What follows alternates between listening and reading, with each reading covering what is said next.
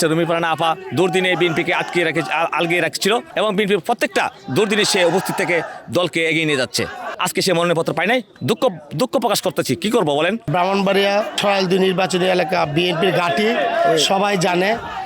একটা নির্বাচন আসলেই জগদল পাথরের মতো একজন জোটের প্রার্থীকে আমাদের গাড়ে চাপিয়ে দেওয়া হয়। আজকে দল আমাদের যে এত বড় মহান নেত্রীকে, যিনি আমাদের দুর্দিনে আমাদেরকে চাঙ্গা করে রেখেছেন, ওনাকে অবমূল্যায়ন করছে। আমরা মাঠ পর্যায়ে যে নেতাকর্মীরা আছি, সাধারণ ভোটাররা, আমরা দল যদি ভুল সিদ্ধান্ত নেয়, আমরা মাঠ পর্যায়ে নেতাকর্মী আমরা ভুল সিদ্ধান্ত নিব না।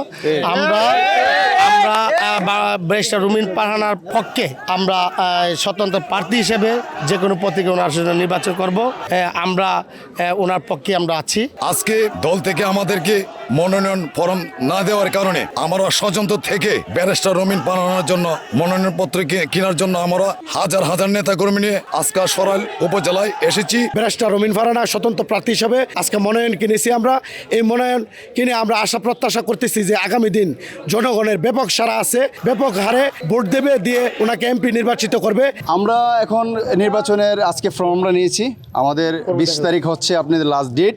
তো পরবর্তী সিদ্ধান্ত ম্যাডাম, এখন আমরা যারা আছি সরাইল আশুগঞ্জ সবাইকে নিয়ে, জনগণকে নিয়ে আমরা লাস্ট ফাইনালি একটা ডিসিশন আপনাদেরকে আমরা মেসেজ দেবো ইনশাল্লাহ। যেহেতু নমিনেশন নেওয়া হয়েছে মানে কি, যেহেতু একটা আশাবাদী যে আমরা ইলেকশনে ইনশাল্লাহ আগাবো, এটি আমাদের ইনশাল্লাহ। আমাদের তো এখন বিএনপির দিকে তো নমিনেশন এখনো ফাইনাল হয় নাই, যেহেতু ফাইনাল একদিন দিয়ে দিছে, তো দিয়ে দিছে স্বতন্ত্র। আমাদের আজকে ম্যাডাম আমাদেরকে নির্দেশনা দিয়েছে ফর্ম নেওয়ার জন্য, আমরা নিয়েছি। বাকিটা ইনশাল্লাহ 20 তারিখের আগে আপনাদের কাছে একটা মেসেজ যাবে ইনশাল্লাহ ফাইনালি।